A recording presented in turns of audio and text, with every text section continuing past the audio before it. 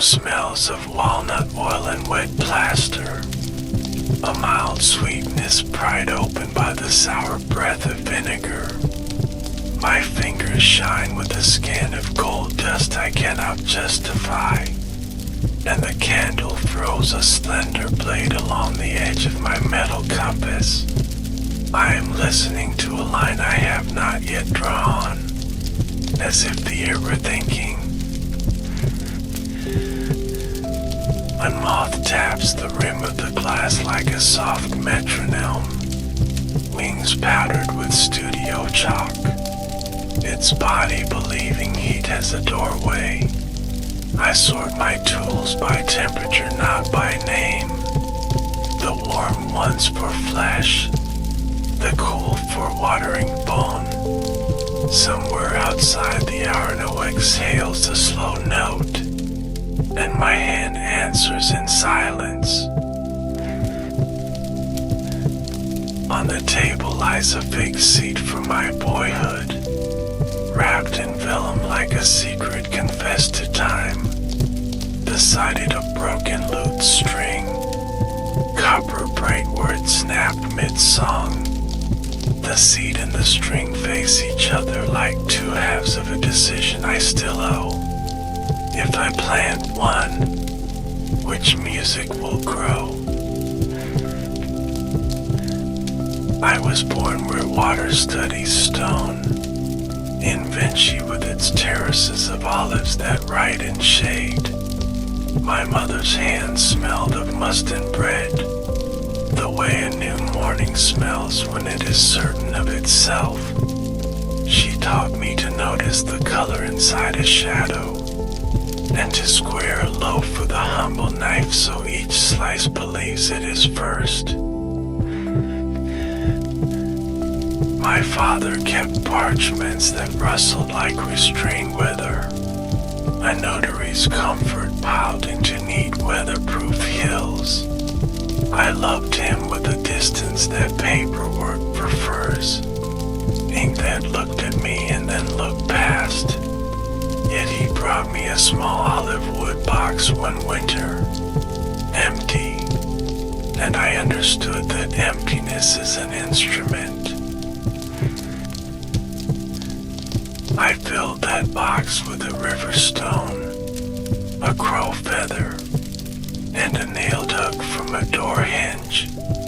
I shook it beside my ear and heard a pocket storm. The stone for patience, the feather for the lie that wings are sinful, the nail for the way the world argues its joints into place. As a boy, I stole afternoons from chores and gave them to eddies, tracing whirlpools with a stick until water taught me handwriting. Swallows cut equations above me with tails like ink knives, and I kept asking the same improper question. Why does beauty follow rules that refuse to be written once? In Verrocchio's studio, I learned the weight of light, how silver point bites like a polite animal, how gesso dries with a sigh you can feel through a board. We mixed egg with pigment and our hunger with hope. The floor was a planet of footprints, each heel and moon of someone's attempt. They let me paint an angel's sleep, only asleep, but the cloth remembered when Eden with no window open. Verrocchio laughed and put down his brush, a surrender made of pride and mercy at once. The studio smelled of yolk and tin and the shahid of bodies leaning toward certainty. I practiced music to keep my wrist honest. The lyra's curve instructs the line to breathe at the right bend, and sound leads a room with better manners than men do. When a string snapped, I kept it for the olive box, because failures have a sweetness if you allow them to ripen. taught me how people move when they believe they are being watched by marble, a dignity borrowed from stone and returned late. I filled notebooks with mirror words, not to hide, but to remind my hand that truth sometimes prefers the left door. I wrote about water sneaking uphill in narrow pipes, about wings that refuse the arrogance of straight lines. I kept a quiet ledger of textures, beeswax polite on the tongue, iron filings bitter like sleep cut short, lambskin warm as a forgiven error, and charcoal that listens to walls and then repeats them on paper with improved grammar. When the ledger grew heavy, I added a brass key, though it opened only speculation. There is a superstition of genius I never trusted, as if lightning is a teacher and not a rumor. What I trusted were hinges, tendons, vortices, the private contracts between bone and will. I studied anatomy until the night admitted me as a partner, and I thanked the silent for their final lessons. The first rib I drew correctly sounded in the wrist, a click of recognition that traveled up to thought. Between muscle and breath I saw a negotiation, not victory, but consent. I learned then to paint consent on faces, and people called it mystery because they had forgotten their own contracts. I kept returning to the Arna like a hesitant lover, promising bridges I had no funding to finish, promising machines that drink floods and spit roads. I listened to the banks for what they would accept, and then drew a lock that sleeps and wakes by water alone, a gate with the patience of a saint and the stubbornness of a mule. When the Duke of Milan requested marvels, I brought a folder of obedient impossibilities, siege devices that spare courage the waste of bleeding, theaters where light rehearses secrecy, a horse so large it would teach humility to its rider. I play the lyra because music oils the locks of power. Milan smelled of boiled wool and rain baked on stone.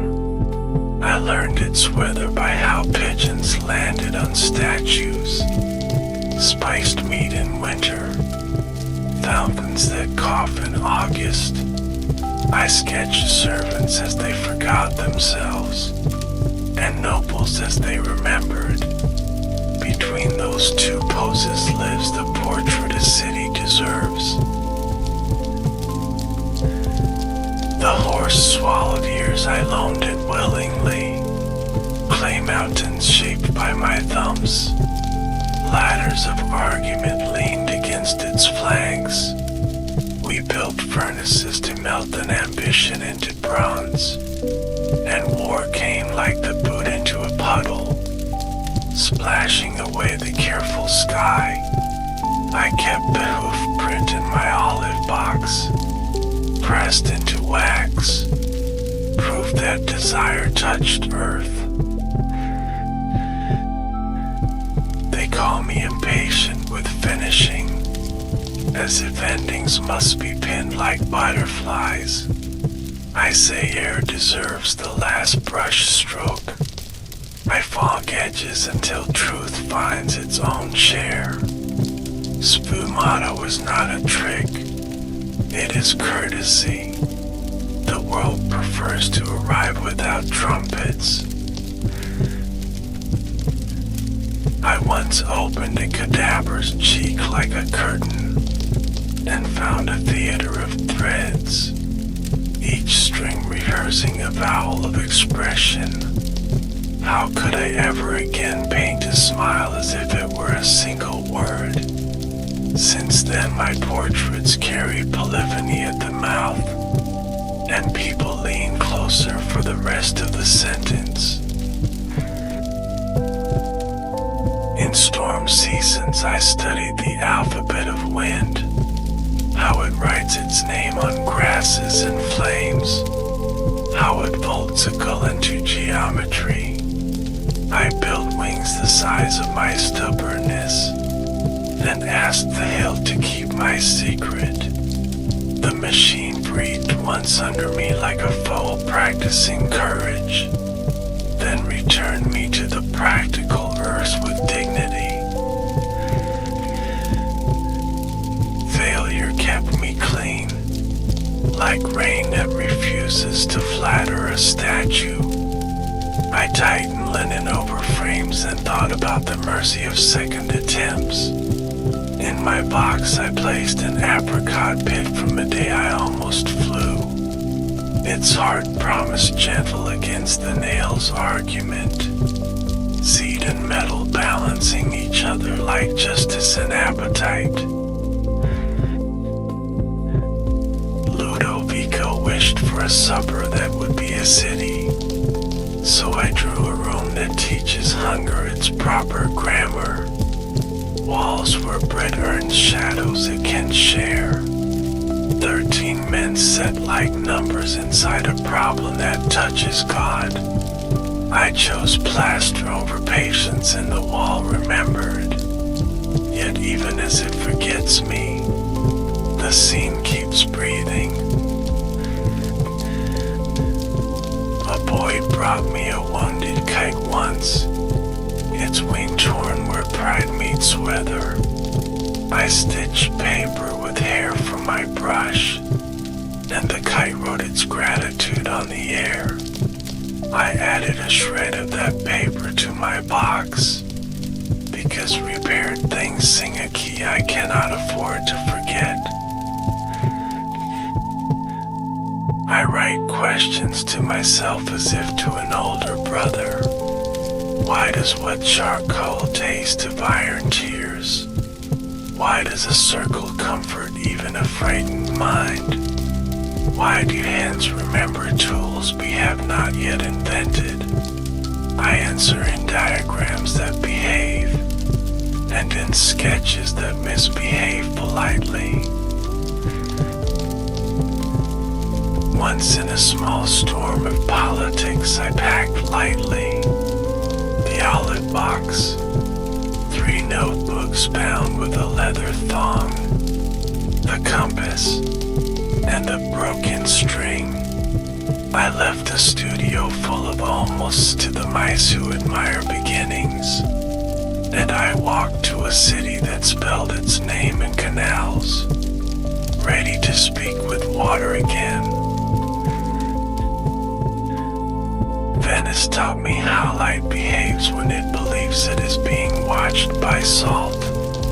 Reflections negotiating like diplomats at a feast.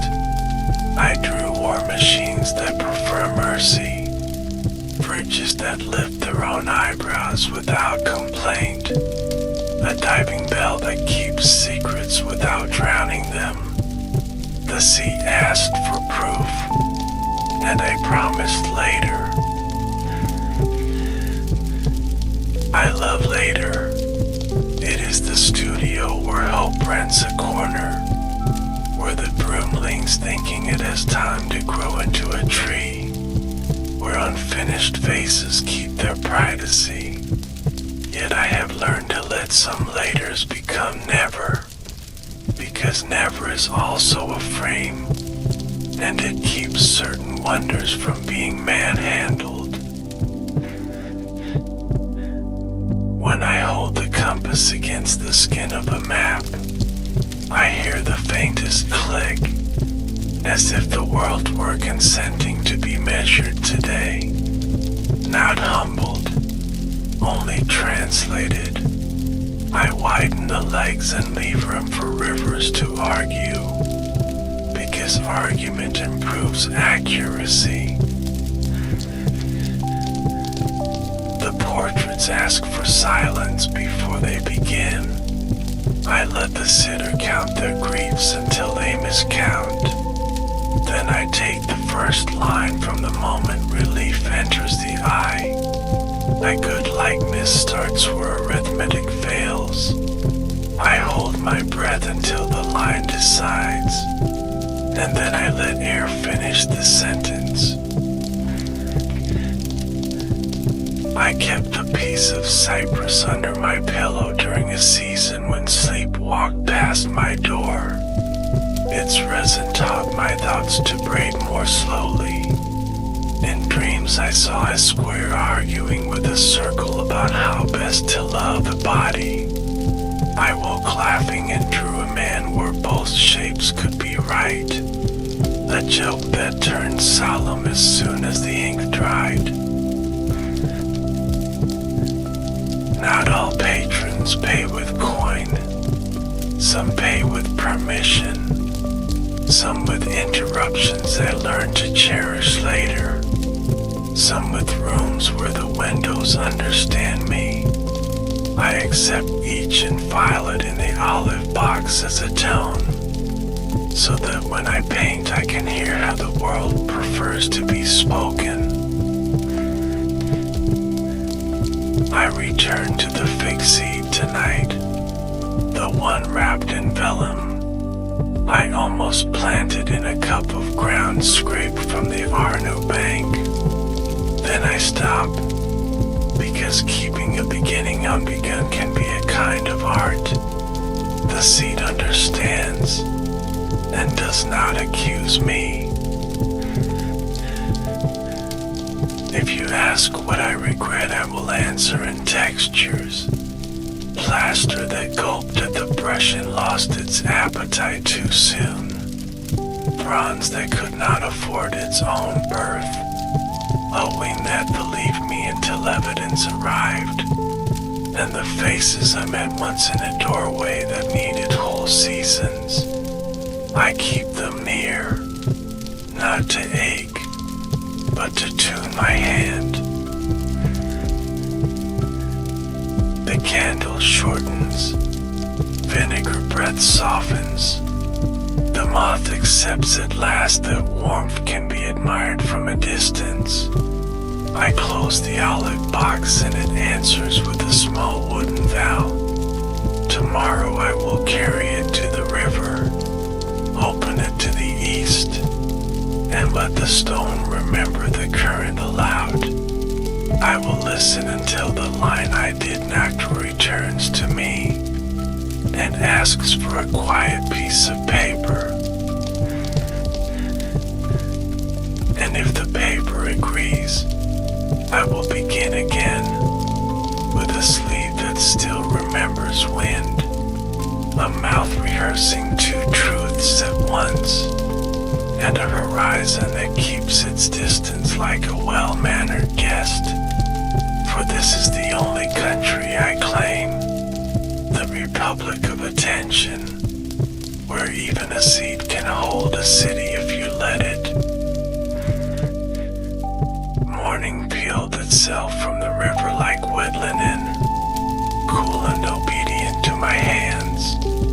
I walk the bank with my olive box under my arm, listening for instructions the water hides in its vowels. A kingfisher wrote a blue equation across the air, and the stone inside my box remembered how to be a current. I waited for a line to arrive in silence.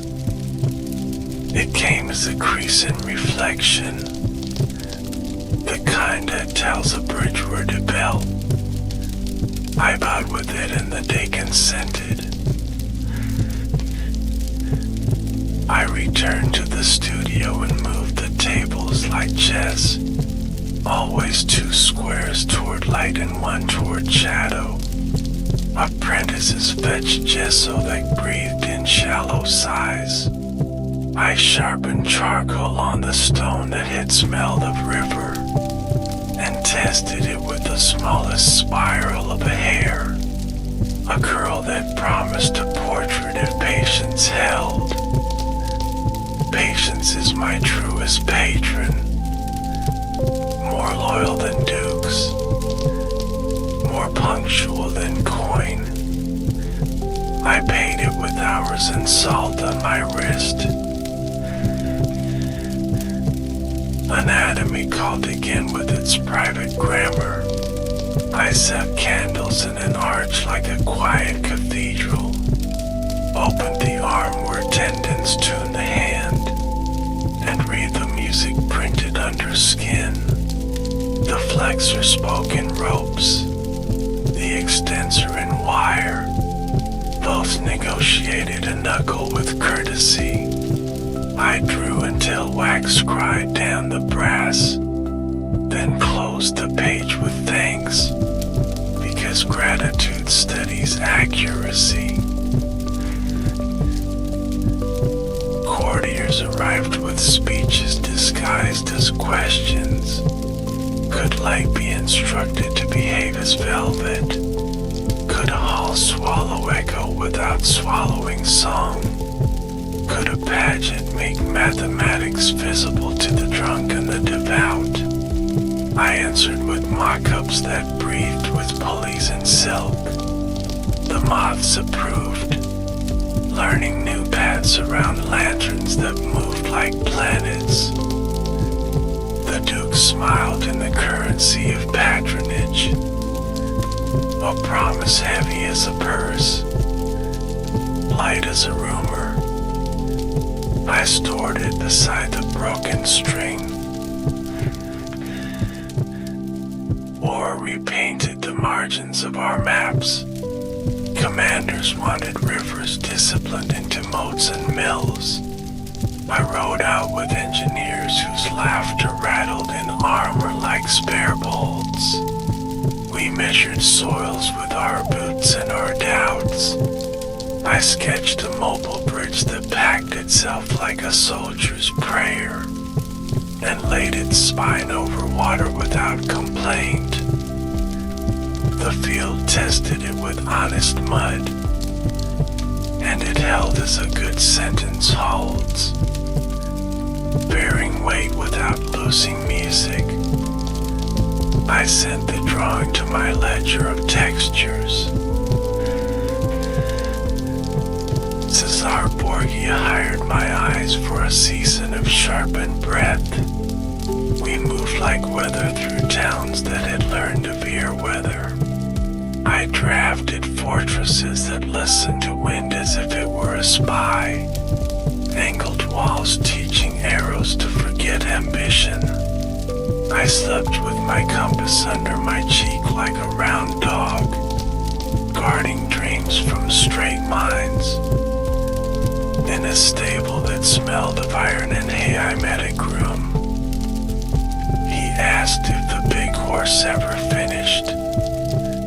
I told him some sculptures finished the sculptor, and we left the rest to straw and moon.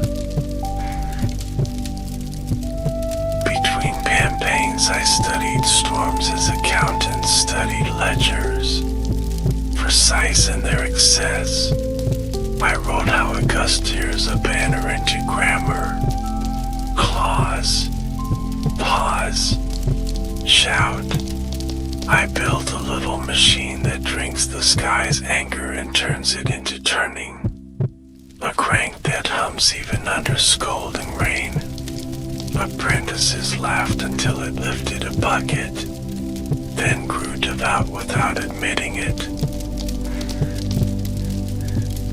Thack and Florence paint thickened with old rivalries. They asked for the battle of many horses. I laid figures like braided thunder, men biting bit and bit biting back. But plaster betrayed me with a chemistry I had not yet taught. The wall forgot like a bad student, and I forgave like a tired teacher who still believes. I kept a fragment, a jaw that understood struggle without hatred. It lives in the box alongside the kite's healed wing. Reminders that courage is a verb, not a pose. Portraits resume their soft interrogations. A lady who carried weather at the corners of her mouth sat for me. I asked about gardens and she answered in cats, not in flowers. I bent hair across her features until the rim forgot we were working. The smile found its own chair and refused to be evicted. People later named it mystery to hide their impatience. I called it weather because a face is climate and a moment is season enough. The canvas listened better than critics do. At night I drafted kitchens that never burn bread and theaters that pull night like a curtain made of ink. I invented a machine that writes letters more politely than my hand. A twisted spring scolding laziness into motion. I failed where I deserved to fail and slept with a good conscience. Failure waters curiosity. Success often salts it. I prefer gardens, even when weeds arrive speaking Latin. A small boy brought me a nest shaped by a stubborn bird, reeds woven with horsehair and threads of silk stolen from a window. I learned more from that nest than from a year of courts. The logic of curves that refuse to break. The mercy of give that keeps a home intact. I placed the nest beside the fake seed. Two certainties about beginnings. The boy asked if birds read. I said they write with their feet in their hunger. And he accepted this as boys accept weather. Curious but unafraid. Summers I returned to water and wrote it again. Always the same word, learning new spellings. Eddies showed me how cities age under corners. Floods taught me patience with kings. A sluice gate is a kind ruler in iron, opening when asked and not when begged. I sketched pumps like faithful hearts, lifting river to field in steady hymns. The peasants called the machines prayers with handles. I liked their theology. When invitations thinned and rumors fattened, I gathered notebooks and drifted toward France. Rose spoke French long before people did, with fields that rhymed in yellow and rivers that conjugated slowly. I carried the olive box like a small republic.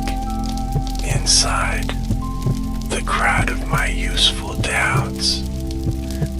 The king met me with a gaze that paid attention, and that is coin enough for any craftsman. He offered rooms where windows understood me, and permission to end as I had lived. Clue became a gentle workshop of finishes and beginnings. I arranged models of rivers on tables that smelled of bread. Carp learned my name and forgave the bridges.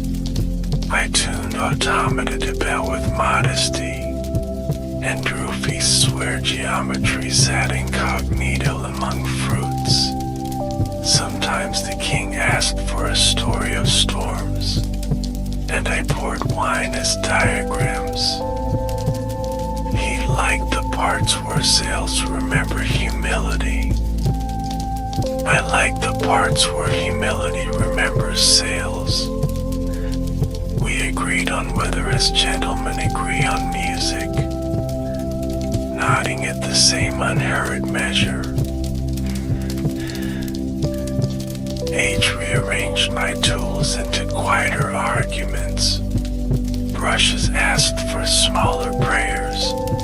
Pens wanted more walks before ink. The compass clicked softer, but still promised circles that comfort. I wrote instructions to myself and gentler imperatives. Look longer, name later, forgive sooner, finish when the air says enough. On evenings that remembered Florence, I tuned a lyra. The broken string lives on as a caution and a rhythm. I plucked with 2 fingers to keep the wrist honest, and sang without audience, which is to say I spoke to proportion with breath, and proportion answered by loosening my shoulders. Music oils the hinge between seeing and saying. I kept the hinge from rust with simple songs. Nothing grand, only correct. Visitors arrived with faces rehearsed by corridors. They wanted the secret that makes a smile argue politely with itself. I pointed to the air around the mouth, to the muscles that borrow moods from the heart, to the time it takes a memory to cross the eyes. None of these satisfy because secrets dislike being paid. They prefer service. I offered wine and pears. We practiced looking at each other longer than custom allows, and they left with more questions and better posture. A fair exchange. I kept writing my mirror pages though mirrors grew heavier.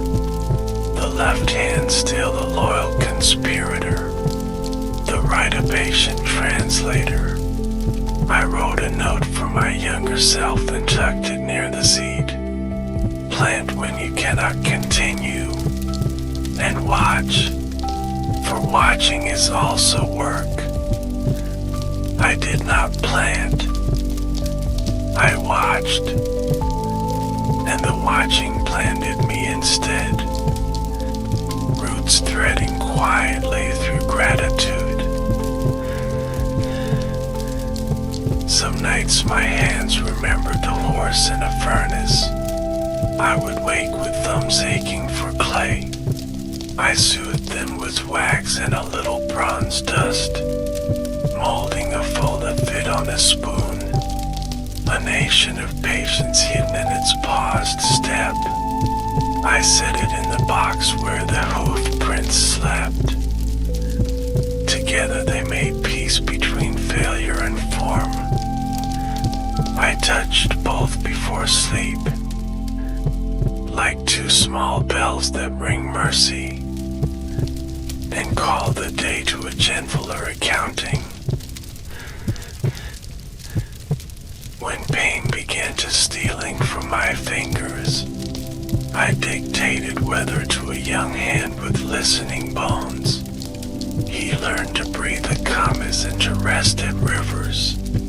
I taught him to sharpen a question with the back of a knife, not the edge, for edges cut answers too thin.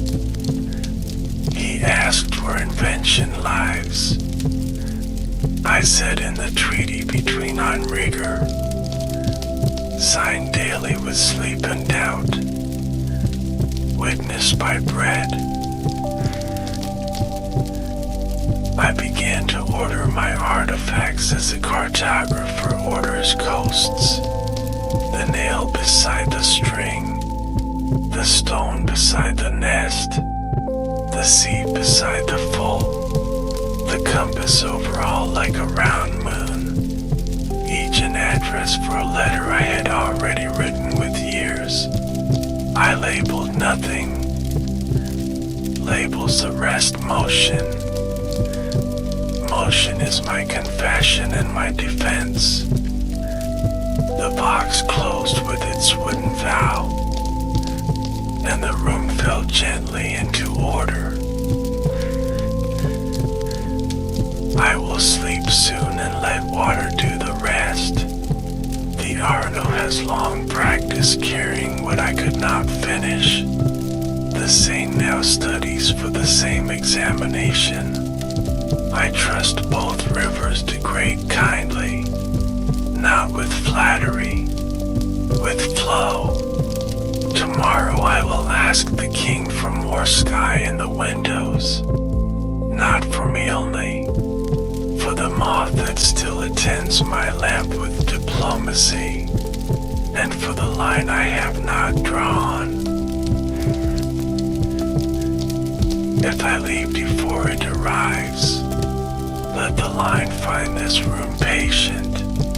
The table squared, the brushes clean, the compass open by a considerate span, the seat wrapped but forgiven, the box listening, and a little music on the air, from a string that broke once and learned manners, enough to keep silence company without wounding it.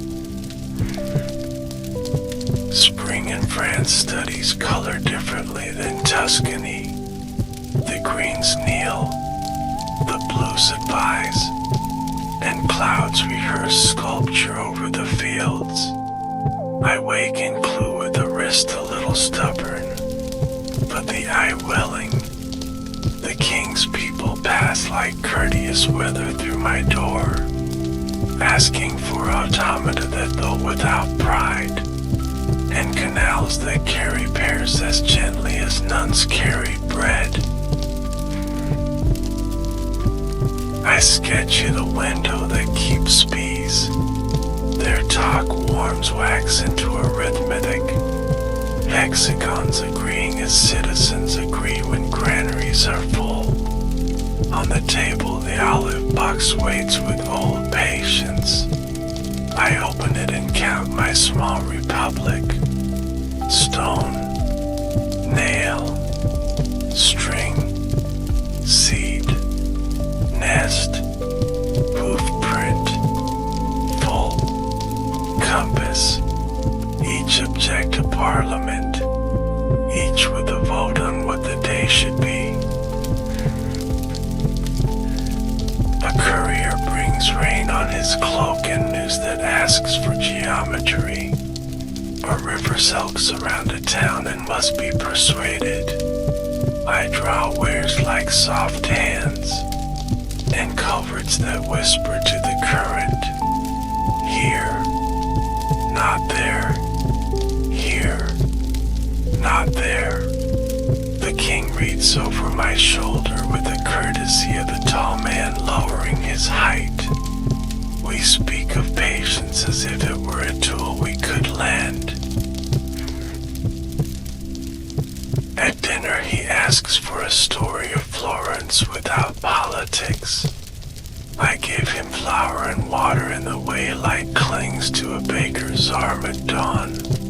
I tell him about the Arno's manners in fog, about how marble smells when rain admits defeat. He laughs not at me but with bread. My good monarch knows when to laugh with bread. Afterward I tune the lyra until the broken string remembers its lesson from silence. My hands forget coins more often now, so I pay apprentices in puzzles. I set a feather by a bowl and ask them to weigh air. I place the compass open and tell them to find a circle that comforts a frightened child. They try in chalk, then in voice, and learn the arc of calming, which is the only architecture that never cracks. When storms pace the roof like debating giants. I return to anatomy with gentler verbs. Once I parted things, now I invite. I draw a hand as a council of 5 opinions that agree on bread. A mouth is a harbor where words dock for repairs. Eyes as reflected fires that consume nothing. I stop before certainty arrives, to lead the sitter of privacy I used to steal. Visitors arrive from Italy carrying home in their voices. Their vowels wear dust, their consonants wear salt. They bring gossip about works I left half breathing. I bless the unfinished the way a priest blesses water. First in a cup, then in the river, then in the sea. I tell them the world will finish what I started if I line the grain correctly. A falconer lets me measure wind with a glove. The bird returns carrying the sky in its knuckles. I redraw my flying machine smaller, as if humility were the missing wing. I write in the margin, do not command air, be invited. The apprentice copies the line twice, then once again in mirror, because some warnings read best reversed. Paying visits with the manners of a learned guest, knocks, bows, enters, sits at the left hand and corrects my angles. I obey and switch to my right for the heavy strokes. Let the left keep the secrets in small italics. Notes to future hands that will not know mine, but will recognize the grammar of care. I draft a festival for water, barges disguised as constellations, torches taught to ride reflections without spilling fire into the river's mouth, musicians hidden in reeds like polite frogs. The king calls it a geography lesson disguised as joy, and I nod, because joy is the only map people follow without lying. Sometimes I sit alone with a smile that traveled farther than I will. I let memory supply the room we shared, the chair that did not creak, the window that forgave rain its impatience. I ask her nothing now. I simply keep breath soft around her mouth and accept that weather has its own secrets, and that a portrait is the forecast you can hang. A monk visits with a bead of dark wood and a question. What is a circle, pray? I place the compass upon the table between us, open just wide enough to forgive, and say that a circle prays for return, for a path that ends where tenderness begins. He smiles and leaves me the bead, which I tuck with the seed so they can teach each other patience. Night brings old drafts to the surface like carp. I feed them crumbs of thought and watch which mouths break water. One idea about a city that drinks its blood and sweats it into fountains rises again. I outline cisterns under streets and gardens above that breathe for the houses. I am too late to build them, but not too late to draw their manners for someone kinder with years. The king asks me to design a lion that walks and carries lilies, a machine polite enough to bow to children, I hide springs under generosity and wait under grace. When it moves, the room forgets its arguments. I hear in the applause a familiar arithmetic, balance, leverage, breath, then laughter, which solves equations ink never could. I return often to the seed wrapped in vellum. I hold it to my ear as if time had a seashell. Sometimes I think I hear a rude rehearsal, the faint grammar of downward. I whisper to it that unfinished is not failure. Unfinished is a door that refuses to be arrogant. It remains small and brave, and I place it back between foal and nest.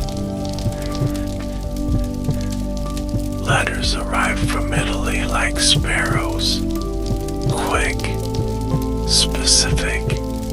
They perch on the sill of my attention and demand crumbs. An old friend writes that the river has moved a syllable of its name, that bridges have learned modesty after a season of scolding. I answer with a sketch of a gate that swings on water's patience, and a note that says, "Forgive the banks, they fear hunger." One afternoon the sun leans through leaded glass and chooses dust, every motor planet of failed drawings and improved hopes. I hold my hand in that gold as if to baptize it for supper. The wrist protests, the fingers obey. We compromise at a small model of a lock that sighs when opened. I kiss the hinge with oil and call it by an old Florentine joke. At vespers I dictate to the young hand that will outlive my ink. We set down a list of mercies, edges sanded, palettes clean before sleep, questions left out for night like milk for a visiting cat. I tell him where to find the margins that think for themselves, and how to fold the drawing so the crease becomes a horizon. He nods as if storing bread. A fever passes through the district with soft feet. Doctors prescribe balances I already keep. Air, light, water that knows a clean jug. I sit by the Seine and let it recite. The river pronounces forgiveness well. I practice its accent until the chest loosens, and the breath returns with the humility of a servant. Near winter the moth returns to my lamp, older. If moths measure age, it taps the glass politely, and I lower the flame. Sometimes mercy is only a dimmer light. I write a last instruction to myself. Finish not the work but the welcome. Make the room ready for the idea that will arrive after you. I arrange the olive box for departure as a sailor arranges rope, not because I will sail, but because nuts come to hand. Stone on the bottom for ballast, seed near the hinge for hope, compass open just enough to suggest a circle, string across the top like a quiet horizon, nest and full side by side, beginnings and dialogue. If I do not wake, let the window stay a little open for the moth. Let the king borrow my canals for a spring. Let the young hand keep my margins and improve them. Let the seed find generous earth or generous patience. Either will do, and let the smile keep its weather, for weather is the only truth a face can promise. Tonight I will listen for the line I have not drawn. Perhaps it will arrive as a soft correction, perhaps as applause from an empty corridor, perhaps as the sound of a hinge forgiving a door. I am ready with paper that does not boast, with a lamp that respects wings, and with a hand that remembers to stop where air begins, so the world may finish the sentence kindly.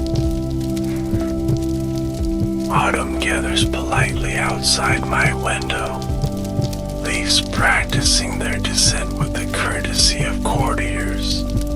The air smells of pressed apples and iron roof nails warming at noon. Myrisk bargains with me before ink, and I pay in patience. The olive box waits on a strip of sun like a small republic on parade. Today it asks to be opened without reason, only for attendance, and I agree. Stone, first as always, cool enough to straighten thought. I hold it until the mind stops marching and begins to listen. Nail next with its stubborn grammar of leverage. String bright along the top like a horizon no map can bully. Seed quiet as a valve folded small. Nest explaining curves to the day in a language the day already knows. Hoof print and full reconciling ambition with scale. Compass breathing around permission across the table. The king visits unannounced with weather on his cloak and kindness in his step. He asks if the lion will walk again for children at winter feast. I answer yes if the springs rehearse twice and the floor forgives. He laughs in a register that likes machines, and sets a pair by my drawings as if paying tithe to geometry. We speak of canals that could persuade floods to behave like guests, and of gardens that breathe for houses when lungs are tired. He leaves with a pair remaining, and I understand it is for the bucks. I cut the pear and count the seeds as if voting. Odd numbers comfort me. The cut shows a star with the modesty of the sermon that keeps its hat on. I add one seed to the vellum companion. The two whisper about futures neither demands. I sketch the star and mirror script beside a note. Fruit remembers the sky better than we do. The apprentice copies it and adds a date carefully, as if time might smudge. Pain arrives as an accountant of angles, tallying wrists and shoulder in a tidy hand. I negotiate by changing instruments. Silver point for pen, pen for chalk, chalk for breath measured at the window. The sane keeps its ledger open for my sake, carrying away the arithmetic I cannot finish, returning music in exchange.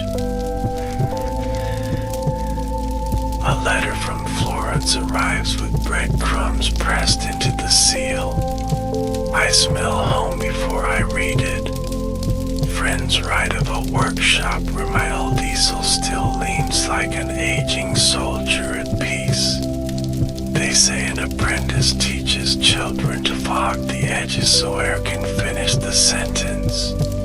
I sit down, grateful to be improved in my absence, and send back a drawing of a hinge that forgives doors for being heavy, with a note that simply says, "Continue." Today I return to flight with a humility that fits. The gull teaches from the river's grammar. I copy its hinge at the shoulder and the forgiveness in the primary feathers. We build a small model that shivers at the open window, then settles, as if admitting that courage and weather share a border. I write for the apprentice. Air is a host. Knock gently. Wait. The lion performs again before a ring of wool caps and wide eyes. It walks, bows, and opens its chest to release lilies into children's hands. The room does not breathe for an instant and then laughs like metal cooled in water. I listen for squeals that mean a spring sulks.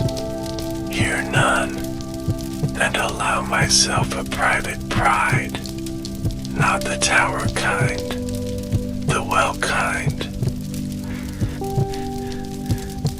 At night I catalog waters as a priest might candles. The Arno a sentence that revises itself. The saint a paragraph that forgives adjectives. Canals the commas honest documents require. I fall asleep counting sluices instead of sheep, and wake with a gate in my mouth like a word I dare not drop. The apprentice finds me smiling at a blueprint. I tell him some smiles belong to rivers, and he nods without pretending to understand. An envoy brings pigments that smell of far roofs and time, blues that carry mountain shadow, rents that remember brick after rain. I grind them slow in walnut oil while the moth reads my lamp. We begin a small Madonna not for a wall but for a desk, so that tenderness can be consulted between letters. I leave the mouth unfinished on purpose, because children and weather deserve a vote. I teach the young hand my ledger of textures, beeswax on the lip of a cup, bread heat through linen, iron filings on the tongue like cautions, lambskin listening under palm.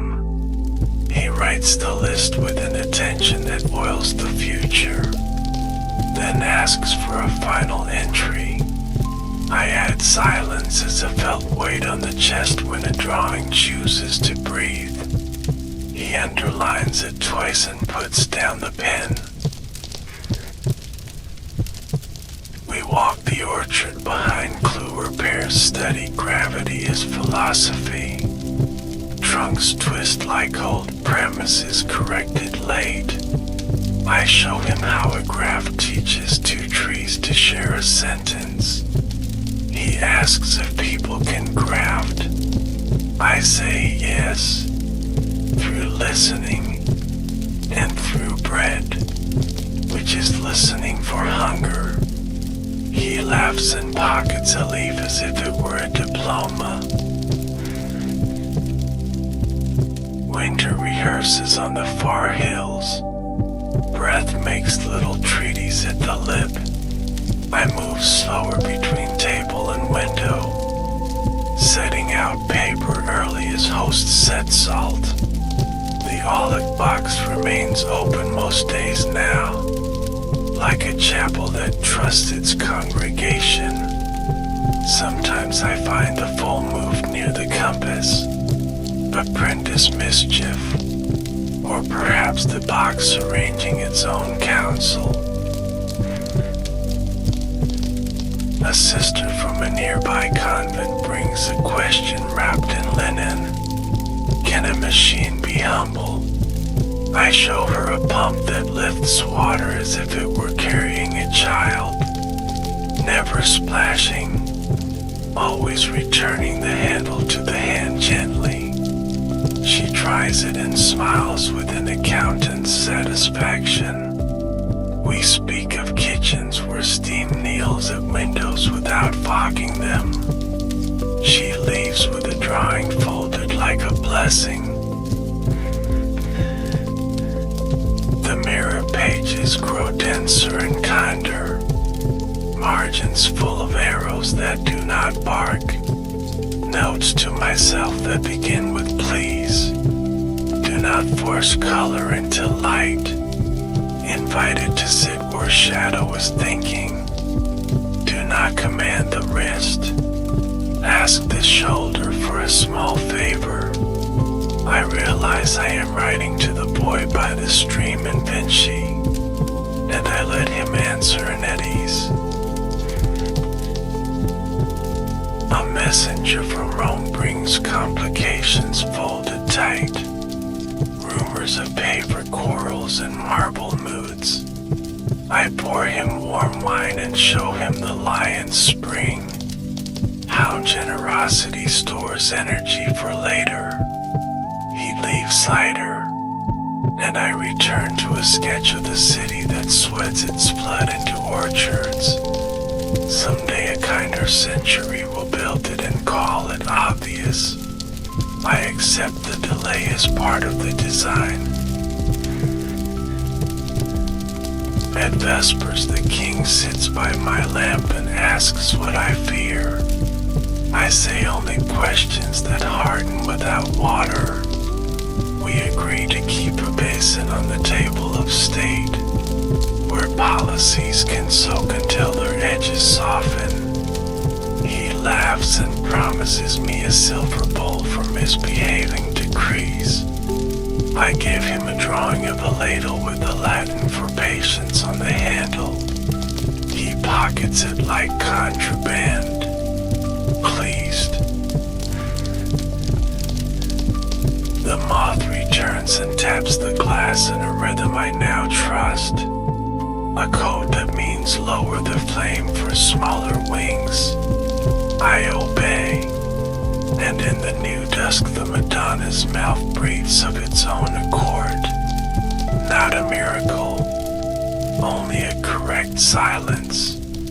I stop my hand where the air begins, and bright, finished by atmosphere.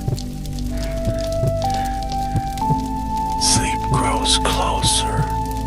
A neighbor I once nodded to across a field now invites me to supper.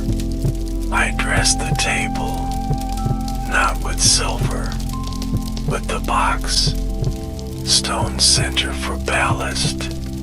Compass open as a small moon. Seed and seed whispering. Nest and foe facing each other as beginnings odd. Nail and string crossing like two roads that have become friends. If I do not wake after that supper, let the young hand close the box and carry it to the river. Open it to the east and name nothing. People will supply names without help. Let the compass rest where the water answers in circles. Let the seed choose between earth and patience. Either is a garden. Let the fold teach scale to ambition one last time. And the nail remind all plans that mercy is also structure. Until then I will continue, as rivers continue by pretending to be new at every bend. I will tune the lyre with a broken string watching. I will answer the king with drawings that forgive. I will listen to moth and boy and beat and hinge. And I will place a pear seed beside a star whenever the day forgets what shape hope prefers. For the republic of attention still holds its vote, and I am proud to count hands, even with ink that shakes. Snow learns the manners of our roofs. It arrives tail first, then settles like a guest who has read the invitation twice. My hands warm slowly around walnut oil, and the lamb keeps a smaller promise than summer. Clue hums as a hive that knows winter work. Gears listen in their boxes. Papers breathe underboards. And the olive box waits exactly within the square of light I saved for it. The king sends a messenger with a smile folded neatly. He asks if my lions might learn to sleep in public. Not only walk, not only bow, but rest, so children may see that machines also dream. I draw a spring that relaxes like a chest after a good story, and a latch that opens with the weight of laughter. The messenger bows to physics without knowing, and carries away a blueprint tied with bread string. Today I conduct a census of tools, brushes by thirst, pens by their apology when they scratch, compasses by their gossip concerning circles. I retire 2 knives the way a captain retires oars, with gratitude for storms survived and splinters avoided.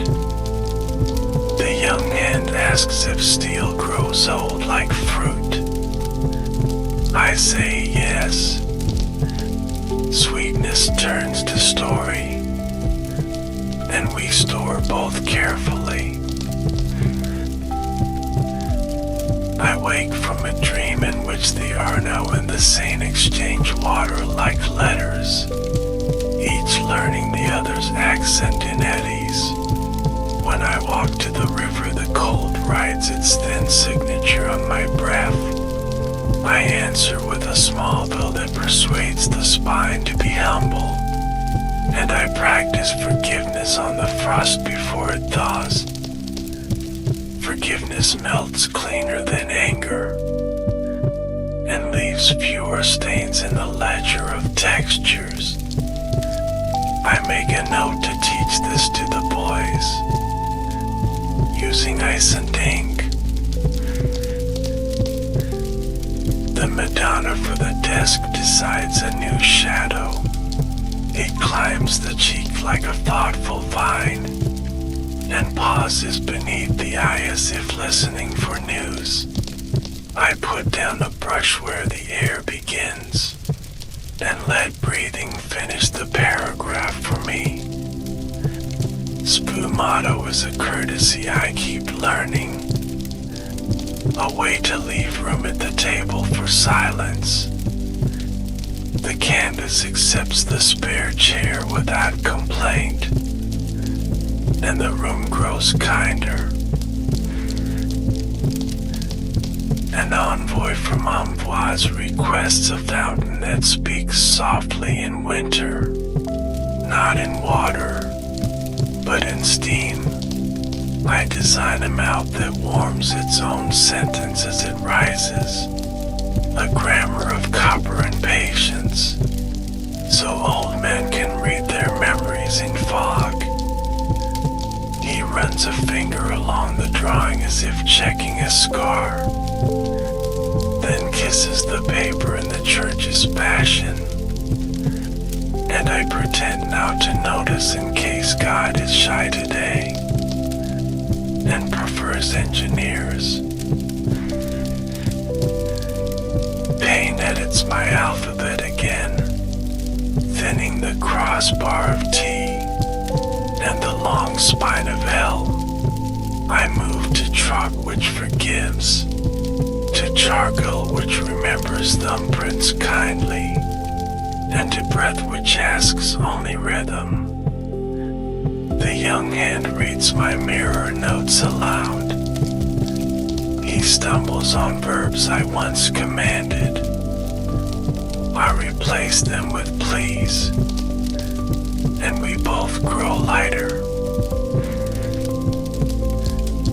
A carpenter arrives with a question about stairs that refuse to tie her knees. I show him the spiral that carries weight like gossip, passing it around until no step sulks. He laughs at the kindness of angles and promises to build a case where children can climb without apology. We seal the promise with an orange and a drawing tied around it. Fruit is a noble courier. It travels with sweetness and returns with seeds. A bargain the world repeats happily when we allow it. I sort the olive box the way a chaplain sorts relics. The seed bright with restraint, the nest faithful to curves, the hoof print keeping its quiet thunder, the foal practicing stillness with a lifted foot, the string reminding music to be humble, the nail explaining leverage to pride, the stone tutoring patience to plans, and the compass offering return without condition. I close the lid and the wood answers amen. A physician suggests I dictate more, draw less, walk slowly, and add a second blanket to sleep. The blanket obeys. The walking learns a patient grammar, but the dictation becomes a dance. Words choosing shoes I did not expect. I step carefully so I do not crush their toes, and we manage a waltz of paragraphs. The young hen smiles when verbs bow at the right moment, and I nod as if conducting weather. The king returns with a question that wears no crown. What should I do with a road that wants to be a river? I tell him to let carts learn boats once a year, to give the city a festival where wagons float in death's sleep. He laughs like a sluice opening, and agrees to try mercy on stone. Afterwards we sit within the polite ticking of springs, men speaking softly while lions pretend to breathe, and winter practices moonlight on his sleeves, as if rehearsing for a portrait. I taste iron on my tongue at dawn, a warning bell from the body's cloister. I put down ink, pick up pear, and accept the sermon of seeds. Later I grind blue until the stone remembers ocean, and set a small sail on a page, a triangle of light that persuades a horizon to be kind. The apprentice says the triangle smiles. I write that down, because geometry rarely receives compliments. An elderly mason shows me a crack that refuses mortar. I teach him a stitch I used on wings. Thread passed through holes like patient birds, and the wall learns to hold its breath where weather insists. He leaves with a new respect for linen, and I with a new respect for stone's honesty. Materials confess when asked gently. Men too, though it takes more tea, and sometimes pears. My mirror pages remember a child at a stream in Vinci. He is comparing his hand to water, deciding which knows more currents. I write to him that both are correct, and that a life is the treaty signed between them. The letters blur where breath approves. I let them dry under the moth's slow drafting, wings measuring the room for mercy, as architects measure for light. News travels vermidly dressed in the dust of courtyards. A friend says they have opened windows larger than my opinions, and that air paints better now. I salute the new size with both hands, and send a sketch of hinges that forgive, just in case shutters learn arrogance in winter. Humility keeps out drafts. Pride lets them in. This is physics as I practice it, accurate enough for kitchens. We stage a small lesson for children by the river. I set a wheel in shallow current and ask them to count kindnesses per turn. Their answers are bright and contradictory, which pleases me. Contradiction is a good engine when oiled with laughter. Mothers watch from shawls, fathers from boots, and the river from everywhere. Night carries a rumor of fever and courts. I close the box and open the window. 2 acts of equal theology.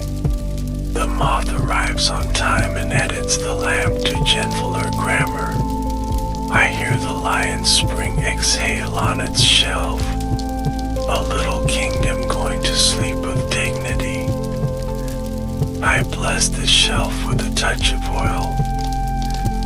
Bless the window with breath. Bless the box with listening. And go to bed inside the circle the compass left in the air.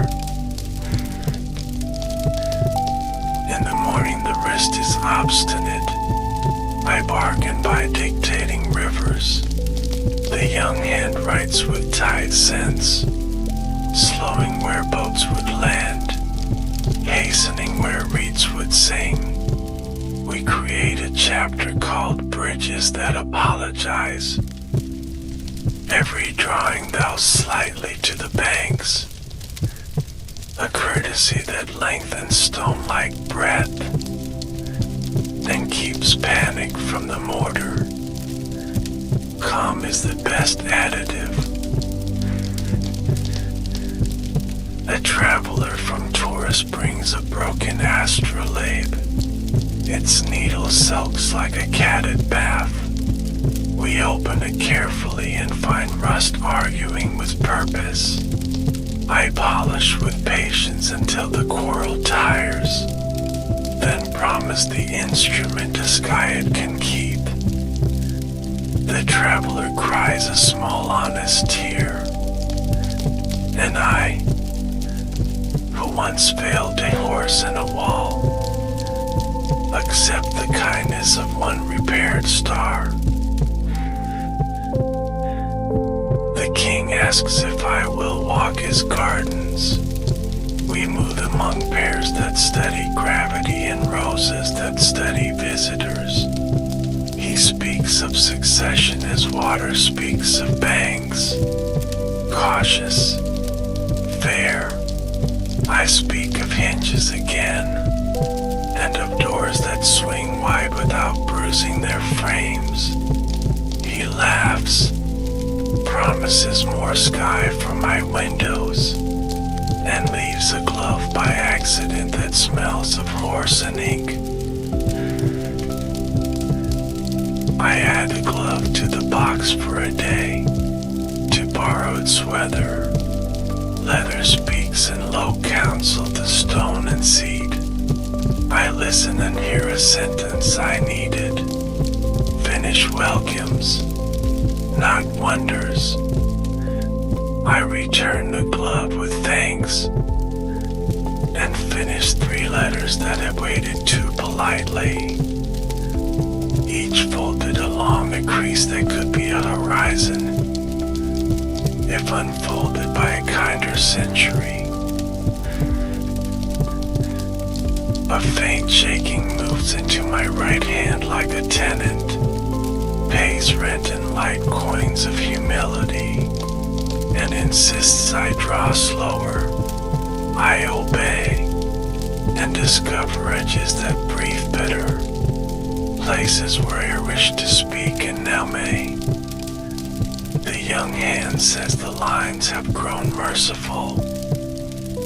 I say mercy is the final perspective, the one that makes far and near choose friendship rather than rank.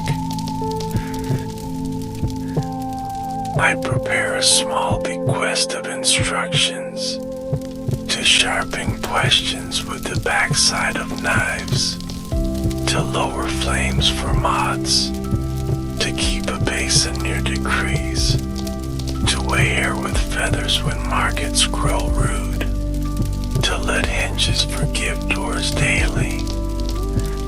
I sign with a calm notary's hand, as my father would have liked. Then I add a sketch of a circle praying for return, as my mother would have understood. This evening I set the lion to sleeping.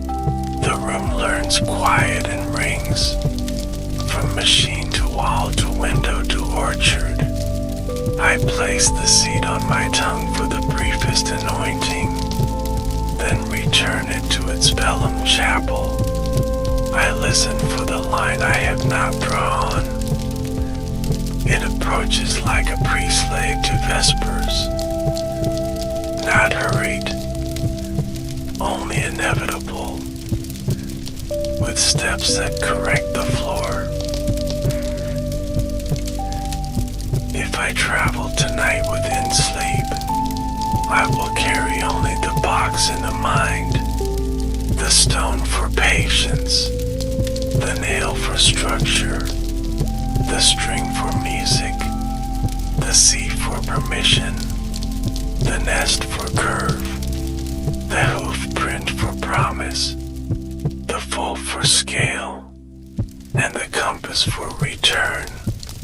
I will leave the lid open for moth and morning, and ask the rivers to read what I forgot aloud, in accents kinder than mine. Morning loosens like a knot in warm water, slow enough to keep dignity, kind enough to free the cord. I test the wrist against a cup, then against the line. The cup approves, but the line negotiates. So I pay with breath and patience, and the paper agrees to be looked at. The olive box sits where light arrives with manners. I open it as a host opens a door. Stone first to steady thought, nail to remind structure that kindness is load-bearing, string to tune attention before speech, seed to keep the room humble, nest to prove curves need no excuse, hoof print to recall promise, fold to scale desire down to love, compass to bless return. I walk the orchard with a young hand, frost speaking softly from leaves. We practice a lesson I call listening with shoes. Step slow, find where the ground answers. Draw that answer later without pride. He asks why pride is a poor architect, because it forgets doors. I say, and the boy laughs enough to improve the path. Francis visits with pockets of weather and the love that pays. not with coin but with attention. He asks after the sleeping lion. I show him the spring that reclines like a cat in sun.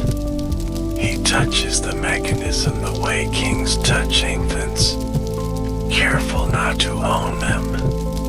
We speak of canals, of a cloister for decrees where water can cool them.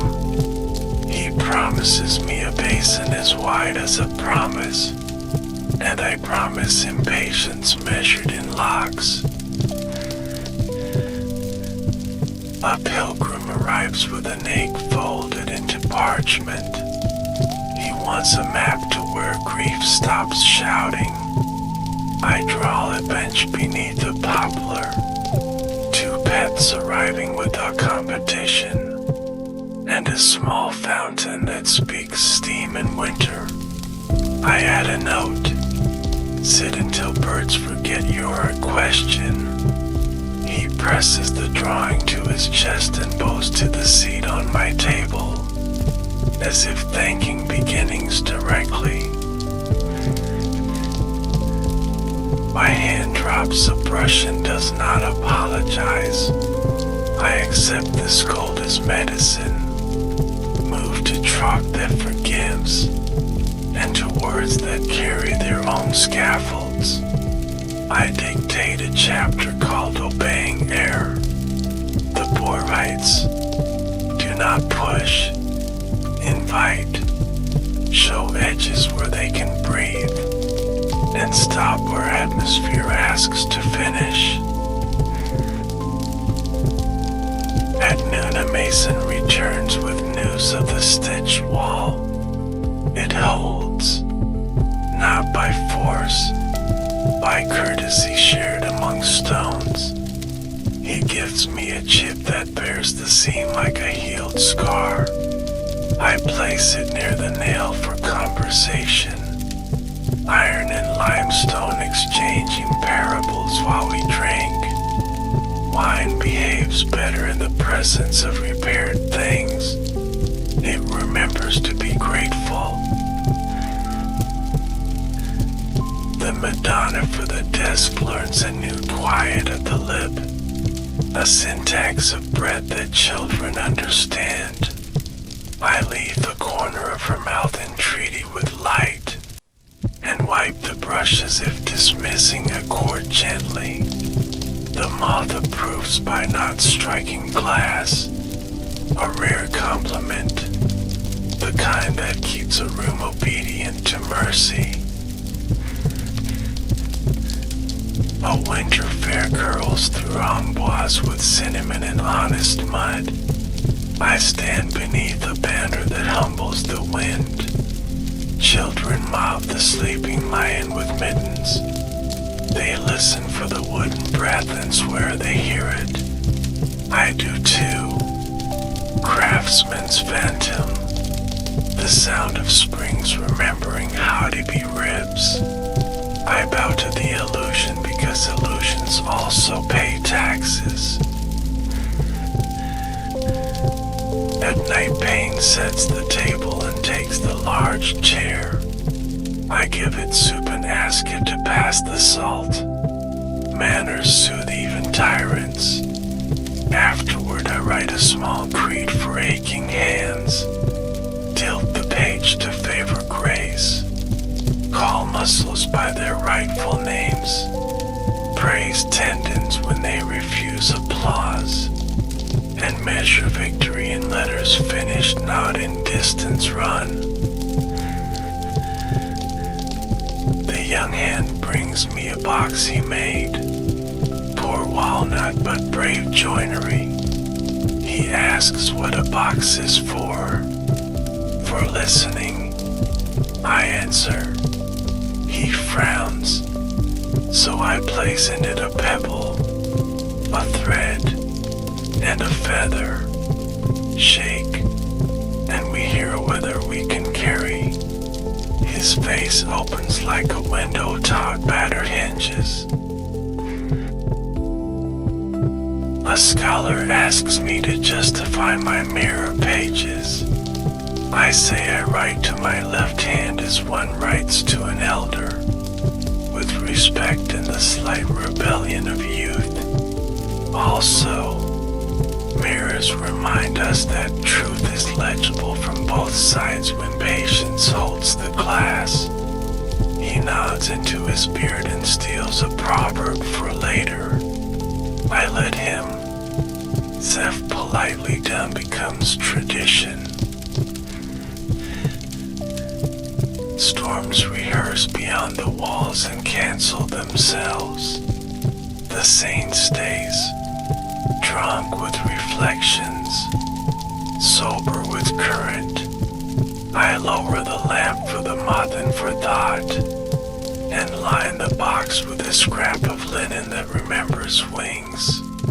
The seed sleeps near the bead the monk left, a colloquy of small faiths, more persuasive than sermons.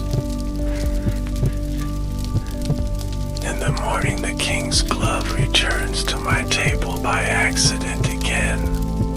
I trace its curve and discover a saddle for a bridge, invisible in use, essential in storm. I draw it within mercy, label nothing, and send it to the office where labels are born. Sometimes bureaucracy deserves a grace note, if only to see whether it can sing. A messenger from Italy brings news of a wall that keeps forgetting, a fresco that surrenders color like an old soldier surrendering a blade.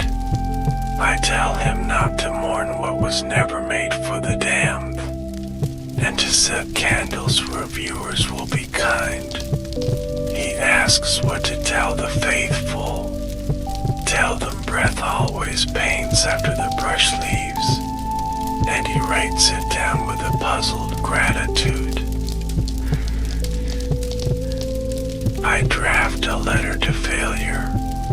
Dear necessary friend, thank you for washing my sentences, for sanding my metal, for asking my wings to bow. Remain near my table until the last, so that success, should he wander in, behaves with decent shoes. The apprentice reads and laughs at my severity. He brings pears to sweeten the mood. We split them into stars and discuss astronomy of kitchens. He asks if heaven tastes of walnut oil and dust. I say heaven tastes of things finished by air, and he pretends to understand so that I may rest. Dusk enters carrying a ledger I know, textures I have weighed a lifetime, beeswax polite on the lip, iron filings stern, lambskin forgiving, charcoal fluent. I add one last line, the warmth of a hand leading a shoulder when advice is finished, the exact weight of trust. Pain presses the seal on the day. I answer with a small prayer learned from hinges, open in the quiet, close without noise. I place the compass open by a considerate span. The circle prays on the table for return, not to places, to attention, where all journeys begin and end. Before sleep I visit each relic with a thumb. Stone patient, nail honest, string humble, seat brave, nest wise, hoof print remembered, full forgiving, compass merciful. The moth taps the glass once, and I lower the lamp to a grammar that suits wings and endings both. I wake, I will draw the bridge that apologizes before it spans. If I sleep, let the rivers carry the draft to a century with softer boots. Either way the line will arrive, not by force, by invitation, as all true measures do, greeted by a room that has learned to finish its own sentences in air. Dawn arrives without debate, a pale ledger open to the first entry. I sign with breath and listen for the hinge in my chest. It opens politely, closes without noise. The lamp waits for the moth's verdict, and the olive box keeps its place inside the square of patient light. I inventory myself before ink, shoulder willing, wrist uncertain, eyes exact but kinder than last year. I accept the bargain and choose paper that forgives. The young hand sets a basin by the window as promised, so decreased cooling in far rooms may feel accompanied. Water learns the day and approves.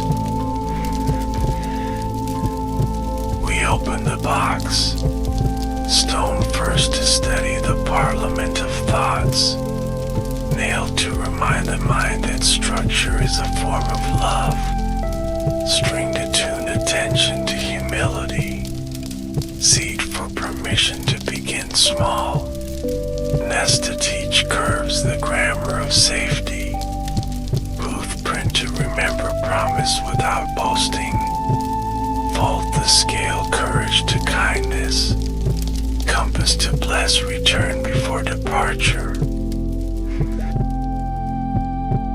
Francis comes early with shoes quiet as chapel wood. He stands inside the window's geometry and does not disturb it. Asks after the lion, after the fountain that speaks steam in winter. After my sleep, I answer in measures, in half steps and manageable hinges. He listens as kings ought, backing his height out of the room until attention and I are the tallest things. He brings a gift not wrapped, a promise of more sky for the window, less weight on the shoulders of rain. We speak of an orchard that will learn to breathe for houses, and of bridges that apologize before they span. When he leaves, he forgets a handkerchief smelling faintly of horse and ink. I let it rest by the seat, two soft sovereignties in conference. The Madonna for the desk invites one more whisper of air at the mouth. I stand where light keeps its manners, lift the brush and feel the wrist's small rebellion. I bow to it, set the brush down, and breathe the last sentence into place. Finish by atmosphere, the way kindness finishes advice. Letters arrive from Italy like sparrows again. One says a child copies my mirror script to hide poems from scolding. Another says a mill hydra drinks blood as intended. I answer with a sketch of a sluice bowing to its river. Add the line, authority is safest when it listens, and the young hand smiles because the sentence fits any century. Pain proposes fewer doors today. I accept the house exactly as it is. One room for drawing, one for dictation, one for remembering to lower the flame for moths. We work where breath gives us permission and lead the rest to air. we stage a small lesson called Eating with Geometry. Pears cut into stars, bread into squares that do not envy circles. The boy laughs and says even hunger sits straighter when patterns behave. I add the observation to the ledger of textures between beeswax and lambskin, underlining it twice with crumbs. A messenger from Amboise brings a worry about a gate that will not forgive winter. We answer with a hinge in the gentler tense. I draw an oval leaf that carries weight like news shared kindly. He exhales as if the frost had accepted a chair by the stove. Problem seated, not solved, which is often enough. Afternoon narrows like a street that knows evening. I place each relic to the ear one more time. The stone tells patience without adjectives. The nail recites leverage without pride. The string hums apology in a key the lyre respects. The seed keeps a dignified silence. The nest remembers storms it negotiated. The hoof print keeps thunder folded small. The full steadies my hand by lowering my ambition. The compass prays its circle of return in a whisper both rivers understand. The moth taps glass once, twice. I lower the flame to its grammar. The room cools like an argument deciding friendship. We set the lion to sleeping for the night. Springs unwinding with the courtesy of monks after Compline. Wood thanking air, air thanking wood. The young hand brings the mirror pages and asks for the last line. I dictate slowly. Finish welcomes, not wonders. He writes it twice, once forward, once reversed, so that any reader may find it, whichever door they favor.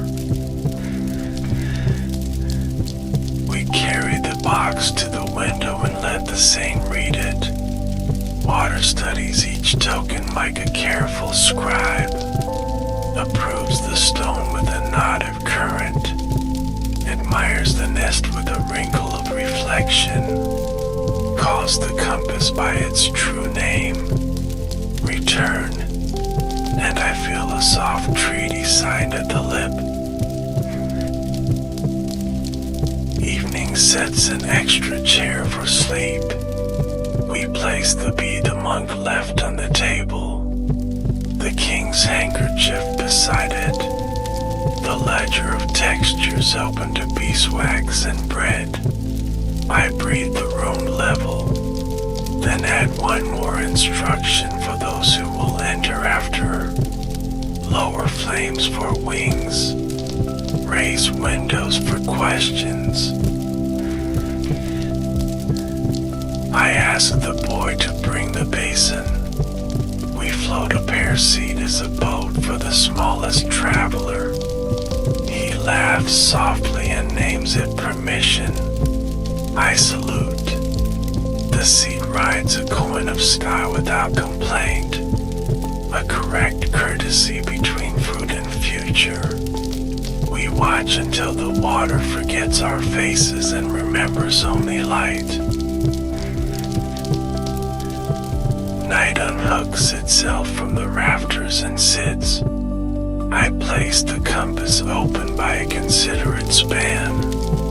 Touch each relic with a thumb as a priest touches bells. And let the lamp kneel. The moth agrees. I take the boy's box, the poor walnut brave with joinery, and place inside it a new weather, a feather from the floor, a thread from the lion, and a pebble from the path we listened to this morning. Sleep comes without rhetoric. I lie within the circle the compass left in the air, and hear the rivers greet each other in the old treaty tongue. Arno nodding to Sane, Sane bowing to Arno. The hinge in my chest learns the last courtesy. Open, then open less, then rest.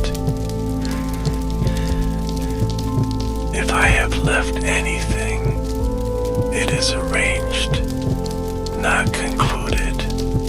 A box of small parliaments any hand may convene. A ledger that weighs kindness like material. Drawings that stop where air begins so the world may finish them politely. A smile that keeps its weather, and a circle still praying for return. Listen, the lion is sleeping, the moth is satisfied, the seed is afloat and brave, and the window holds enough sky for anyone's morning. I will go where hinges are gentle, where water writes its soft corrections, and where attention has the last word, as it always deserved.